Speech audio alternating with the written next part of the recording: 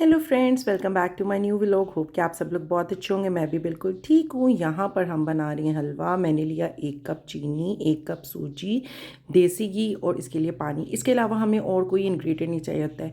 आज तो सुबह भी हलवा आया था, लेकिन असलान ने कहा कि नहीं, मुझे तो आपके हाथ का हलवा खाना है। ये इनके सोने का टाइम था, लेकिन इसने कहा कि नहीं, मुझे तो हलवा खाना है। फिर जब बच्चे कोई बात कह दे तो फिर मुझे होता है कि नहीं, मैं इनको बना दूँ। तो सबसे पहले हम लोगों ने फ्लेम ऑन करके अपने जो है ना सूजी को थोड़ा सा भुना और साथ ही हम लोगों ने देसी घी डाल दिया। आप देसी घी की जगह कोई भी ऑयल इस्तेमाल कर सकते हैं, घी इस्तेमाल कर सकते हैं। लेकिन क्योंकि मैं बच्चों को जो है ना रोटी पराठे और ये चीज़ें जो है ना देसी घी में बना कर देती हूँ, तो इसलिए मैंने इसके अंदर देसी घी डाल दिया।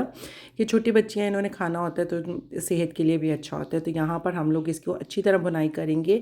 तब तक इसकी भुनाई करेंगे घी के अंदर जब तक इसका कच्चापन ख़त्म ना हो जाए। कच्चापन ख़त्म होने की निशानी ये होती है कि आपको थोड़ा थोड़ा सा हल्का हल्का सा उसका जो है ना कलर चेंज नज़र आने लग जाता है। बच्चों को जो है ना बाहर का बिल्कुल भी पसंद नहीं आता है। तो अब जब मेरा कच्चापन ये सूजी का मुझे लगा ख़त्म हो गया है, तो मैंने साथ ही इसके अंदर 1 कप चीनी भी डाल दिया। 1 कप से मैंने थोड़ा सा कम डाला था। जितनी आपने सूजी लेनी होती है उतनी ही आपने चीनी डालनी होती है, लेकिन मैं थोड़ी सी बिल्कुल कम डाली थी, बिल्कुल ज़रा सी कम डाली थी, क्योंकि मुझे लगता है कि फिर ज़्यादा ना मीठा हो जाए। लेकिन अज़लान बाद में कह रहा था कि मामा चीनी मुझे जो है ना कम लग रही है। मैंने उसको कहा नहीं, चीनी बिल्कुल ठीक लग रही है।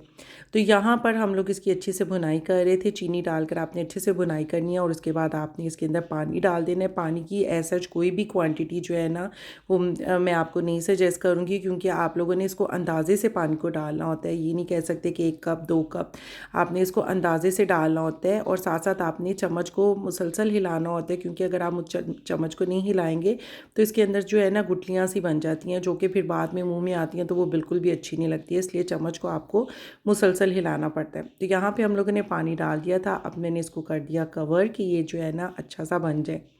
इसको कवर करने के लिए आपको ज़्यादा टाइम नहीं लगाना पड़ता है। आपको जो है ना ज़्यादा वेट नहीं करना पड़ता है। आप जो है ना इसको बीच में उठाकर देखें तो ये देखें घी जो है ना वो साइडों से निकल रहा था, और घी जो साइडों से निकलता है वही निशानी होती है कि आपके हलवा पक गया है। लेकिन अभी क्योंकि मुझे लग रहा था कि ये थोड़ा सा अभी जो है ना ज़्यादा सॉफ्ट है, तो मैंने इसको जो है ना मिक्स करके थोड़ी देर के लिए और ढक कर रखने का सोचा कि जो है ना ये थोड़ा सा जो है ना टाइट हो जाए।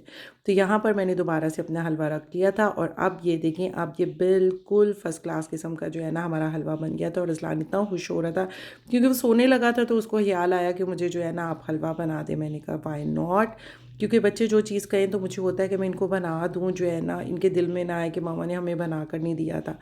और बाज़ार का ये लोग मैं मंगवा कर भी दूँ तो ये नहीं खाती हैं। जैसे कि मैंने आपको पहले भी बताया, सुबह मंगवाया भी था तो इसने नहीं खाया।